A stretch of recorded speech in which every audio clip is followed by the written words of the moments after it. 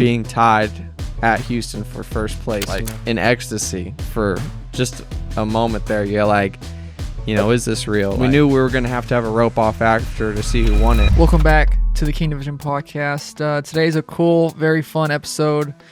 Today I have Braden Harris on the pod. What's up, bro? Not much. Bro, we've been... So y'all haven't seen Braden in a while, but he's basically the last 400 days just been rodeoing, you would say. Yeah.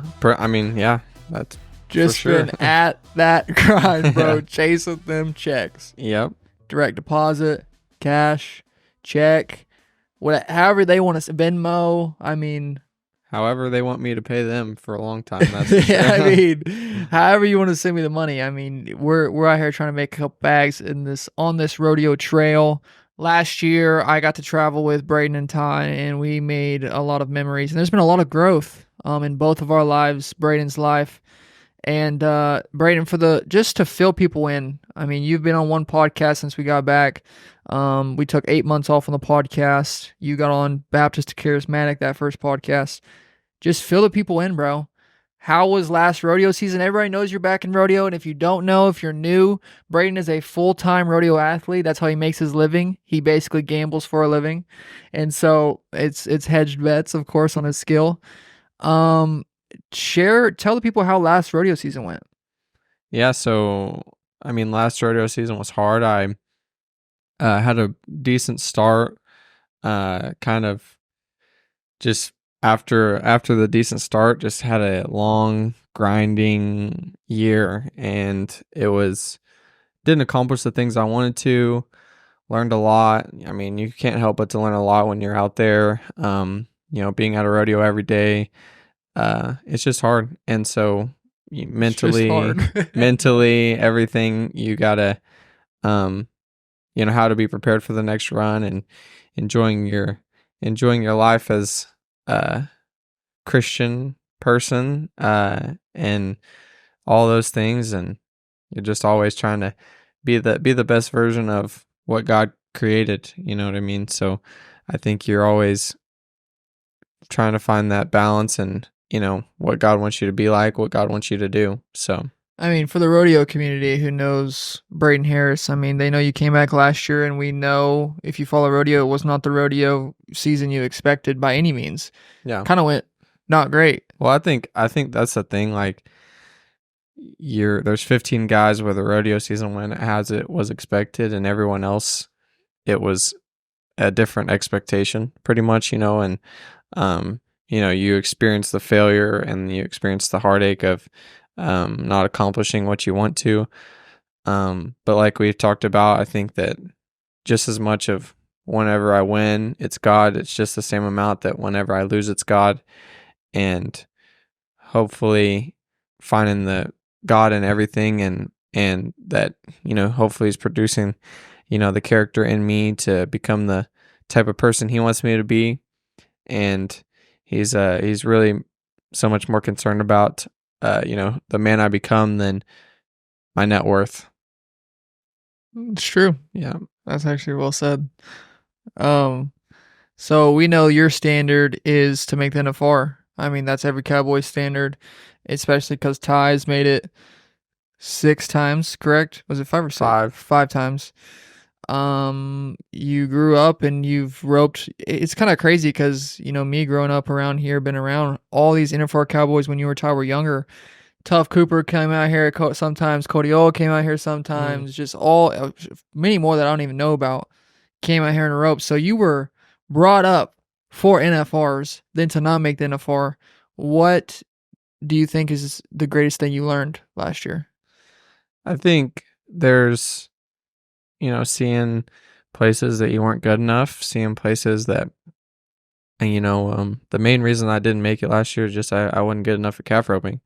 But I think you want to hide from that as much as you can, but that's just the reality. And so looking at that, seeing that I need to get better, and, I think that's just life though. You see areas of your life, you're like, man, that, that part of my life is an area I need to grow in, and I need to get better about that. And, it's not something that should bring you down. It's just something that, you see, and there's a lot of fun whenever you can you feel like you come out on the other side of that and that you actually have improved in those areas. That's um, the beauty of the Christian life. You're always getting to improve on the things that God, places on your heart, places on your life, to get better at. And, roping is no different. You have those areas you see that you didn't do well, and you get to assess those in the off season. Bro, the greatest thing that I've seen it in Ty, I've seen it in myself, and I've seen it in you too,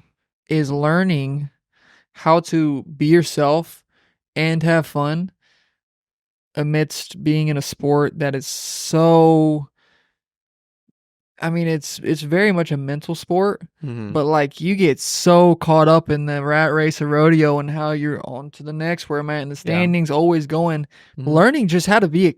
I mean, you're 21, I'm 24, bro. We're college age young adult kids still. Yeah. I mean, like, have fun, for crying out loud. No, And I've yeah. seen you grow in that and kind of just mold and like whatever, however I'm performing, I'm gonna have a good time, or at least Yeah. try to. Yeah, I mean, it's very stressful, but at the end of the day, I'm working as hard as I can.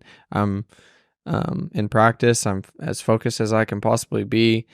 And so I can't, do any more for myself. And, me and Cole talked before, Houston, which we'll get into more later, but, you know, the mindset for me doesn't change after or before. It was, I'd done all the things that I can do, whether I come out on top at the rodeos is kind of irrelevant. I mean, to my mental state and what I think about my roping, whether I'm good at it or not, like that's it's not relevant because all I can do is prepare myself mentally and then have fun at the rodeos and enjoy life, and if my best isn't good enough, it's at least I'm giving my best effort. You know what I mean? What you say in what you said to when we were talking, you're like, I know where I've gone wrong. Basically, you're like, I wasn't that good at roping last year. You Yeah. were good, but you're like, I wasn't good enough. Well, Everyone knows what you're saying. It's more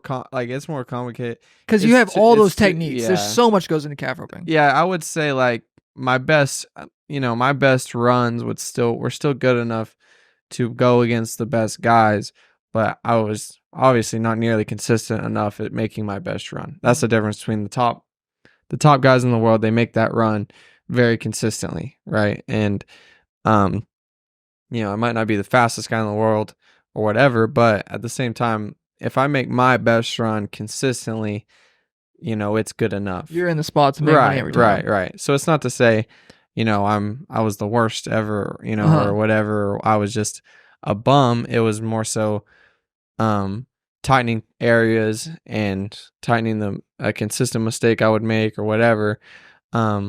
But I still felt like last year the places I did make my good runs, I won money. It's not like I was, out of my element in areas. You know what I mean? So. No, you just started watching that TB12 doc. You watched that TB12 doc. He didn't hit his prime till 23, 24. Yeah, no, for sure. So I'm hitting my stride right when we're hitting our stride right when we need to. You know what I'm saying? For sure. I think there's something to that. I mean, you look at a lot of good athletes. I mean, there's not a set deal. I mean, yeah, Haven Majid won the world his first year. Riley Webb wins the world his second year. I mean, look at other guys that, peaked later. Caleb Smith won his first world title when he was, I don't know, 25, 26, 27, something like that.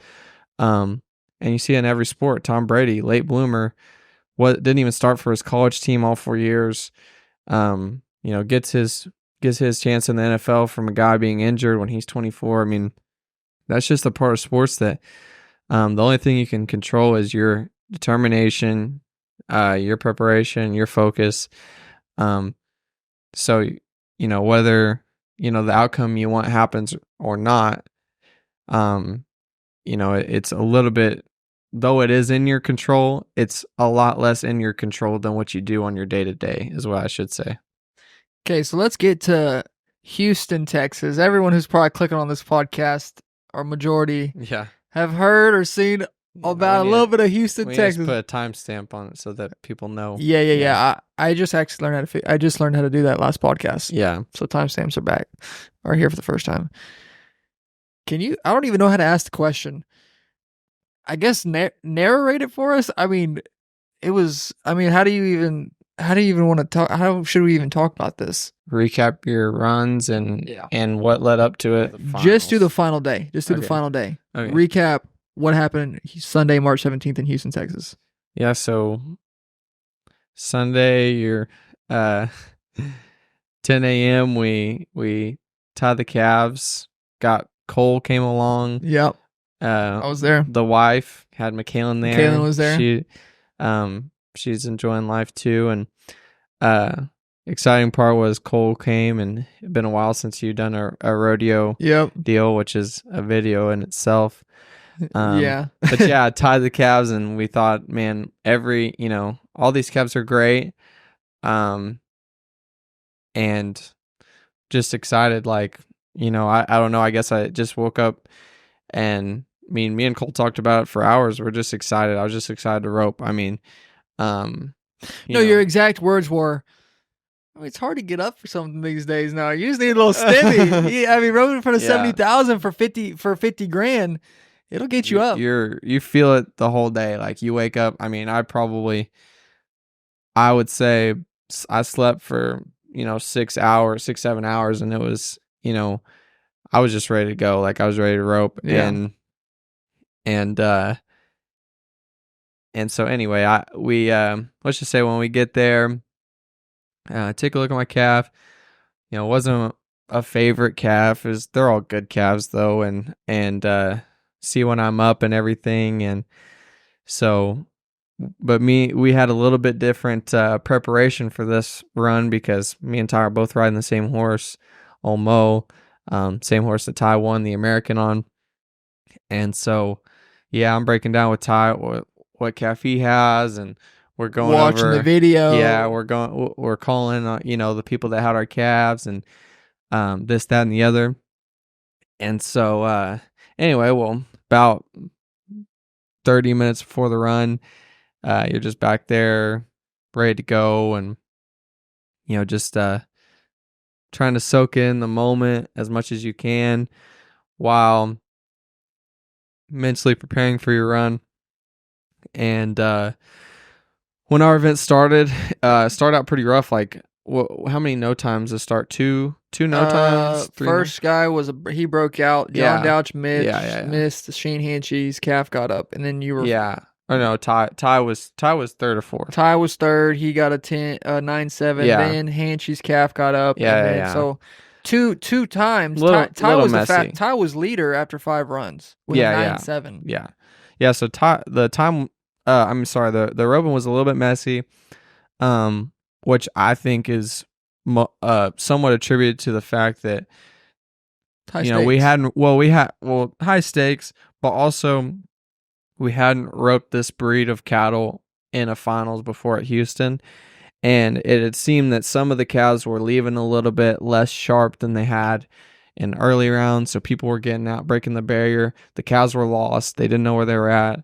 and so I'm going in and I'm thinking I need to beat Ty's run to get back. I mean, I think I'm back if I beat Ty's run, and I score, hit the barrier great, rope him, and get a little bit of a funky go, and my calf kind of runs around on me a little bit and miss my hoolie a little bit. I think after I rope, I'm thinking I'm probably not going to make it.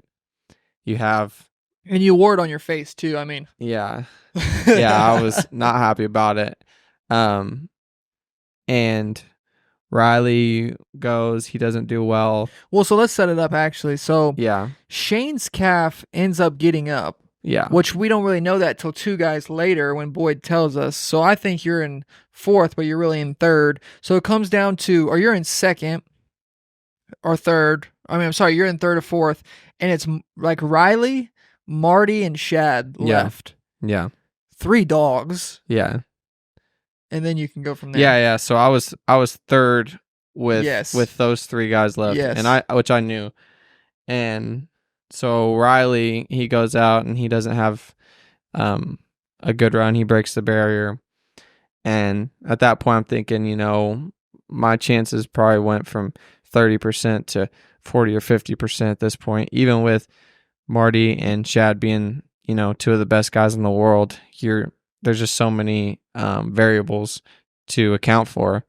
Marty goes out. He makes a great run, ties his calf in 8-9. Bumps you to fourth. And after that, I'm only 4 advance. Yeah. After that, I think, well, Shad's. It's hard to bet against Shad. How good he's been roping. The odds are down to, my odds are down to 10%.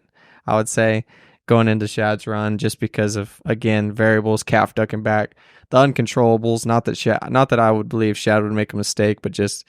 You have a calf stumbling. When you have that breed of cattle, you know what I mean? Mistakes happen. Yeah, so it's rodeo. Yeah.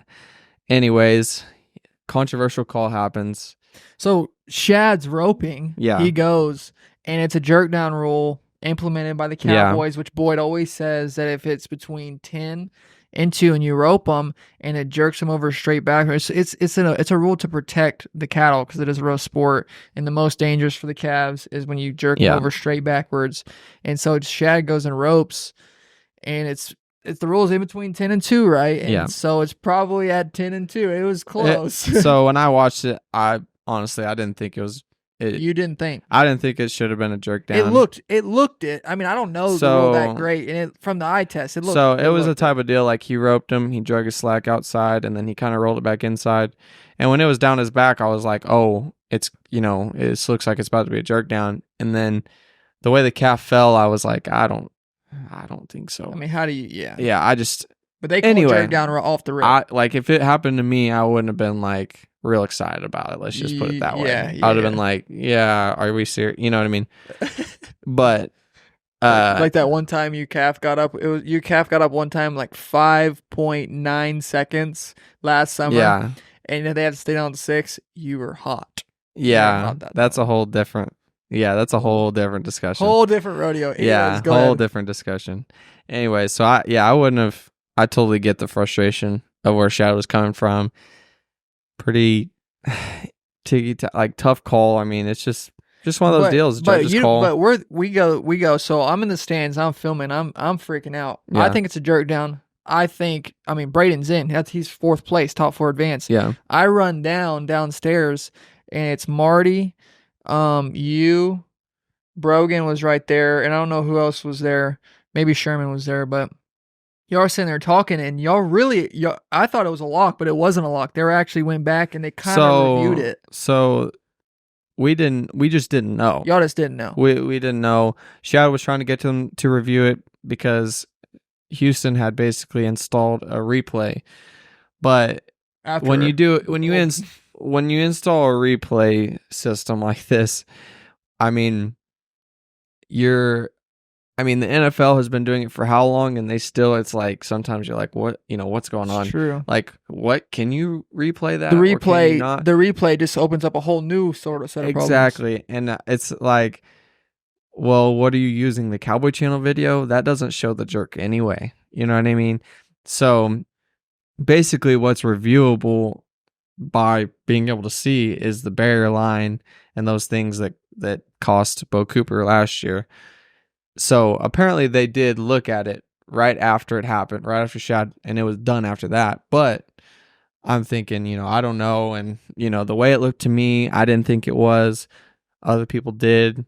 I'm not out there to be the guy that's dishonest, like, oh, whatever. And like, I'm no more have the privilege of, having the whatever, being on the right side of the calls than, a world champion. So, and I told Chad, I said, honestly, when I saw it, I didn't think it was. And I would be trying to review it too, or whatever their rule is. I would be trying to go to every extent I can to make sure that. For 50? Dang right. Yeah, I'd go to every extent I can. So I slip in there, make a run that wasn't very good. So what are you thinking after? So after you get in, you go to the back, you find out you're advancing. What are you and Ty talking about? What's the energy? What happens? So, obviously the whole deal of like, I mean, it's just a lot. To me, it's like a lot of emotions because I'm just kind of like I'm not getting wound up thinking I'm in until I know for sure. And so, but once I knew I'm in, I see my draw, I see who had them, who have my final round calf, and I, I'm calling them and everything. And I think it was just kind of like overwhelmed with emotions for the first like 20, 30 minutes and just like, was figuring it out like, okay, like, you're in, it's good, everything. And you have, you have an opportunity nonetheless. However you got here, you have an opportunity. Um, and whether your last run was like you wanted it or not, it really doesn't matter. I mean, you have this next run. That's it. And so I get the video of my calf. I really like him matching up well with the way my horse works, and I'm gonna have to be first out. And anyway, so bull riding gets over. There's a So you're waiting around for 6 events. Waiting around 45. for 6 events, just kind of sitting on it, thinking about it, just and the excitement starts to. I mean, juices were flowing, like it was just like, it's very surreal. Like you can taste that opportunity for 50,000. I mean, it's right there. And so I go out, and I'm waiting to run my calf. Let's just say calf open event's about to start, and they do a little introductory deal for Bob Tallman. It's a 4 or 5 minute deal. I'm sitting there, rope tied on, about to ride in the box. You know what I mean? Just thinking about trying to win 50,000 at Houston, and ride in the box. We have a great game plan for the calf. See my star, make my perfect run. Make the best run I can make. Blasted. Time in 8.2. Blasted. And to be honest, after my run, I was like, not that I didn't think I like Marty and Ty. I was like, like they can beat me, but I think I'm gonna win it. Like that was the fastest time. That was the feeling. Like that was the feeling. Like I'm gonna win it just because. Again, from the 10 round, all the calves starting different. Just not being honest about the start, that it was super tricky, and the just the pressure from being in a 4-man round, I was like, there's a good chance I come out and I win it right here. And I'm like, but I'm aware of the guys with Ty, Marty, and Chance Thiessen, who's been roping as good as anyone this year. I mean, if anyone's going to do it, it's those guys, but it is hard to do. You know what I mean? I made maybe, one of the best runs of my life. Like, so anyway, Ty's right after me. We're riding the same horse. He's throwing his stuff on. He was excited. It's just like a flurry of what's going on here. You know what I mean? Ty rides in and, I mean, makes an incredible run. Like went 2 more swings than I did. Turns the calf outside, wrapping the hooey, and we tied. Well, yeah, and just gets the crowd. It was just going crazy. Ty went nuts. Yeah, crowd just went insane. And just like you're like in ecstasy for just a moment there. You're like, is this real? Like whoever wins, like it's like doesn't really matter at this point. We knew it was a rope. We knew we were going to have a rope off after to see who won it, but it was like for that moment, we both had just, accomplished what we were talking about doing for a long time. You know what I mean? We shared a moment of being tied at Houston for first place. You know what I mean? And, I'm still like holding out. I'm like, and Marty, he actually makes a good run. He's 8.7. He makes a good run. I was worried he was going to get it. Yeah. He looked fast. Yeah. He just roped him too far in the arena. Yeah. Marty goes out and he makes a really good run. And Chance had bad luck. He goes out and doesn't do what he wants to do. But come out and, we have our little tiebreaker deal where me and Ty both rope one. And we don't even know the calves from then, and I break the barrier, just total knucklehead play. But it's kind of funny, you have you live in an ecstasy for however, a couple minutes for making a, one of the best runs of your lives, and then you just run through the barrier and just being an idiot, right after. And so, and Ty went, goes out and he does his deal. I think he would agree. Didn't do anything special, just tied his calf down in 9.6. But it's the type of deal where who cares? Like we got it done. We did what we wanted to do. We're walking home with all the money to be had. $86,000 combined at Houston. By far the most money I've ever won. So, yeah, shout out to Houston for paying so much. Shout out Houston Rodeo for paying so much, bro. Actually changing the trajectory of one's year. Yeah, for sure. For sure. I mean, that's the thing. Ty's, now he's knocking on the door of. Now he's in a legitimate gold buckle chase for the first time in his career. I mean, there's a lot of rodeo left, but you won't. Yeah, for sure. And he's already knocking on the door of a 6 NFR. You know what I mean? Like, that's a crazy idea. That one rodeo, if you have a little bit one before it, in March he's knocking on his already qualifying, because that's what they say. But anywhere between 110, 115, you're going to qualify most likely, and he's already at 75. He's halfway there in March. Yeah, halfway there. Yeah. Over halfway there. You get 80 rodeos, and he's only been to 19, 18, 20, something like that. Less than. He's probably been to 12. Yeah, so run it up. So, yeah, needless to say, I think just what an awesome time. Cole being there, whole family being there, just living the dream for a moment. So it's actually crazy because I wasn't even supposed to be there. I was supposed to be in London. I was supposed to be in London for 30 days, which, like you said, is a whole video in and of itself. But crazy that first rodeo I've gotten to video and been at since September of 2023. It's been 6-7 months. Electric. And the coolest part of the whole deal is literally for 3 weeks, bro. We're saying, bro, we said it for 3 weeks. No word of a lie. I said 75,000 because I thought second place got 25. I said 75,000 is coming back to our address. I'm not going to say it on the podcast, but I was like, 75,000 is coming back to San Angelo, Texas. And 86 came back to San Angelo, Texas. Yeah, it is crazy. No, so actually it was 87, but they added up the money from the whole rodeo. So the whole rodeo, yeah. I won 20 in the final round. Ty won 50 in the final round. Sorry, but Ty had won 8 or 9,000 in the total before the final round, and then I had won. Bro, y'all sweeped them, dude. 8, y'all even won the guitars too. So yeah, we also, the only way. Yeah, pretty much. So he won his series. I won my series. Ty won his semifinal. Won his semifinal. I won second in my semifinal. And bro, that's crazy. Yeah, it really is. You can't write it up any better. So we have some.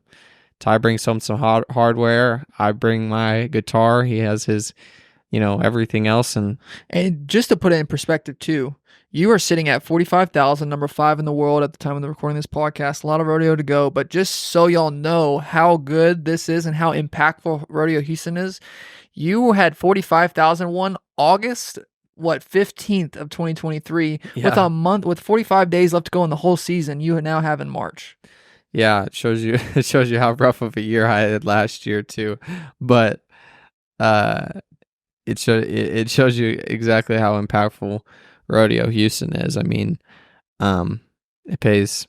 I won 27,000 and I won second in the rodeo. So, the most you'll win at another rodeo all year is 35 at Calgary, but like I was talking with people earlier, I was saying winning second at Houston is like winning first at any other rodeo except for Calgary. It's like winning. You told me first at Reno twice. How much is Reno? It's pretty similar to winning first at Reno twice. Winning 27,000 is about around that.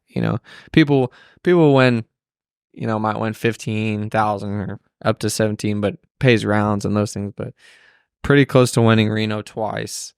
is like what it's like winning second at Rodeo Houston. So it's definitely a game changer.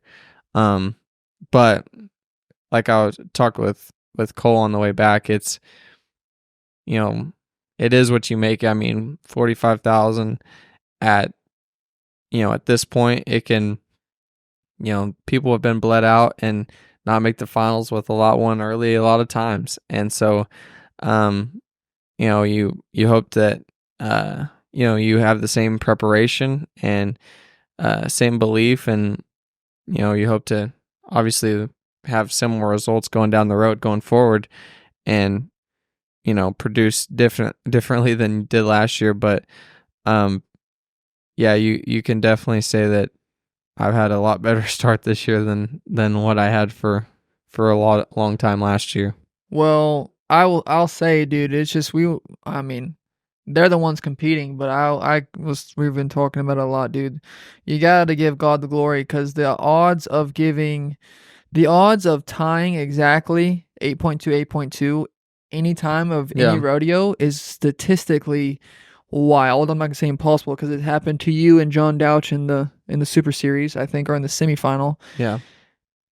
But for Ty and Braden at the biggest rodeo of the year, I mean, only 2 rodeos pay that much to tie exactly, and to have, like, honestly, the spotlight on them Yeah. and everyone cheering for him like that. I truly think God's hand and was orchestrating the whole deal, and just behind the scenes things that y'all don't even get to see. I believe that. Anyway, long story short, we got to give God the glory, and without Jesus, none of this would be possible. It really is incredible. I mean, to both make it to the semifinals is cool. To both make it to finals is crazy. To both make it to the final four is insane. To both tie and a rope off together in the end is like, unfathomable. So I totally believe it was God, and, giving us that awesome moment to go together and do those things. And so pretty awesome.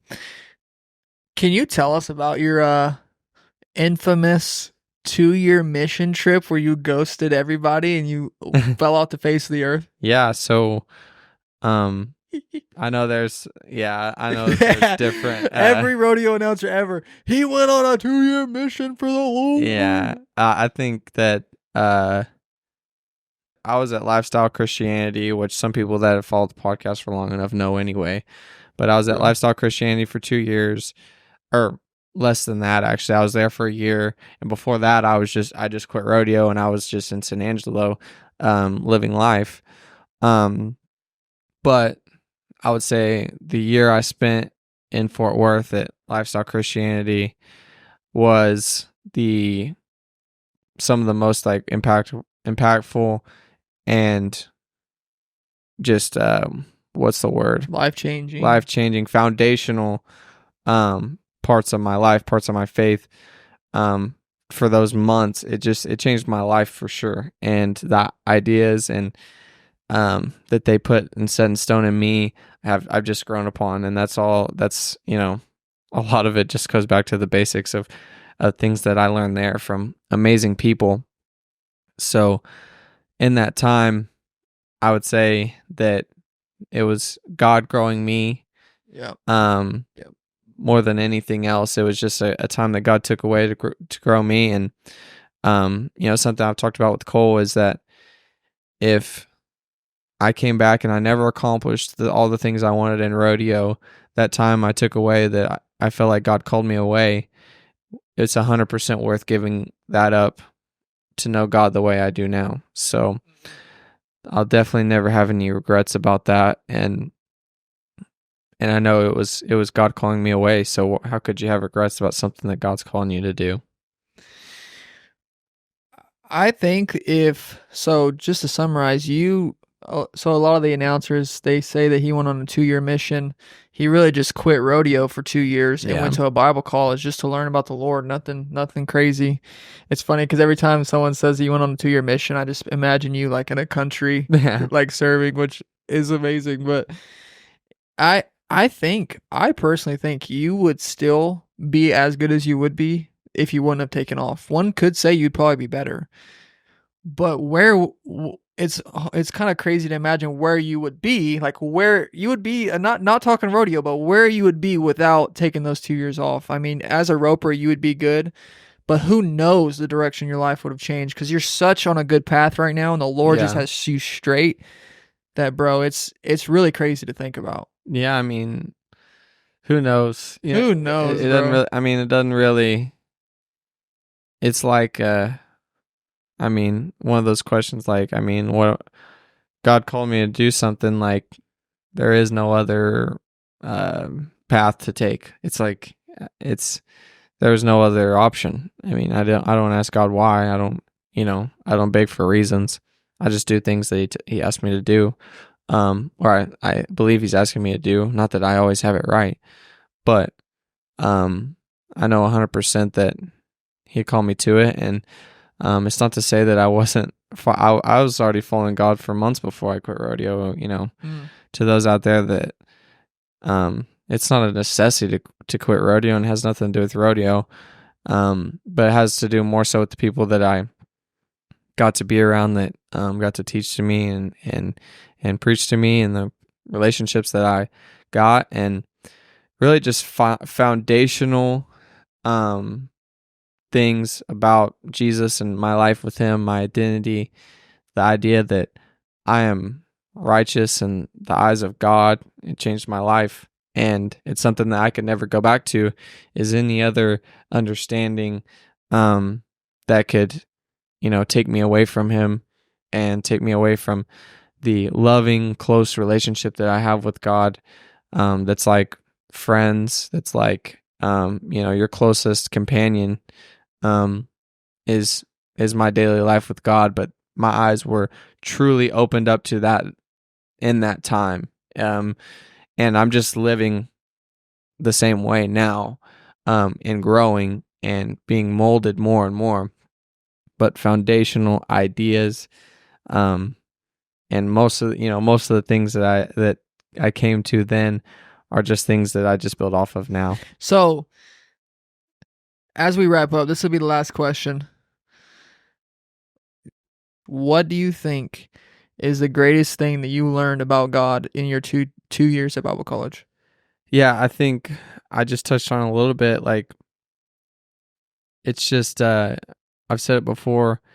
It's the idea that we're dying, and we're waiting until we die to get to heaven to have a fulfilled relationship with God.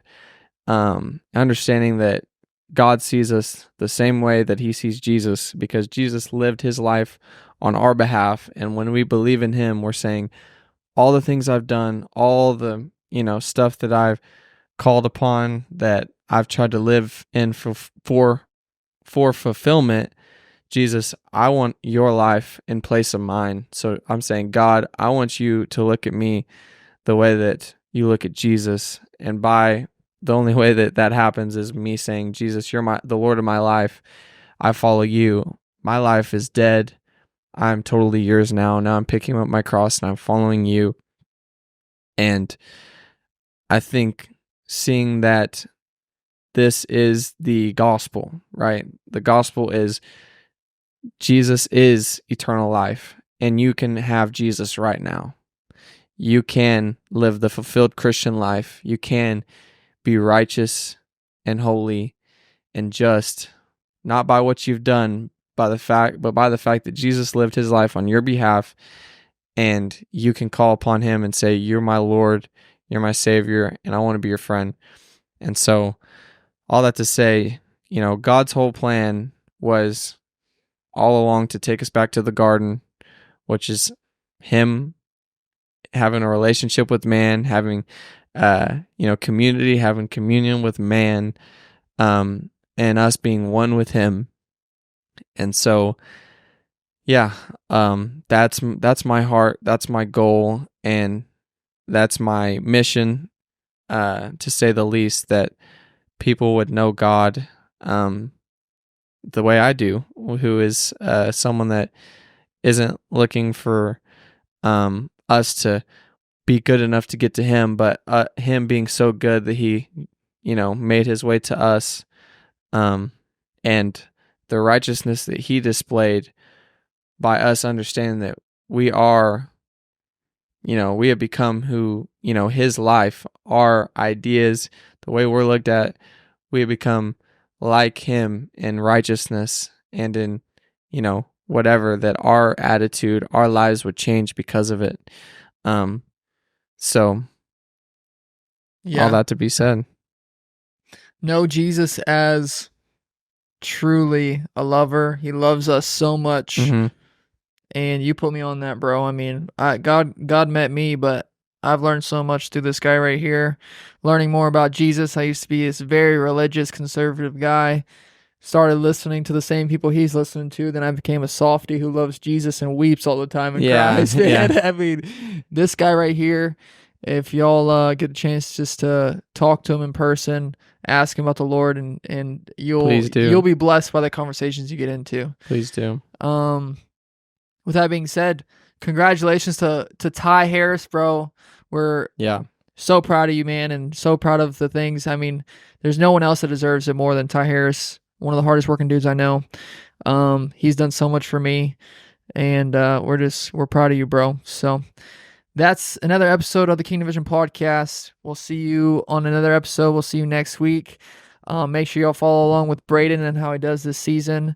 Hopefully we'll be on podcasts throughout the summer, throughout the regular season. It's going to be a good year, bro. I'm excited to see what the Lord does. I'm excited to see what happens. And we'll start singing Viva Las Vegas, baby. Pretty soon. That'd be quite the time. First NFR qualification hopefully coming, bro. We'll see you on the next episode. God bless.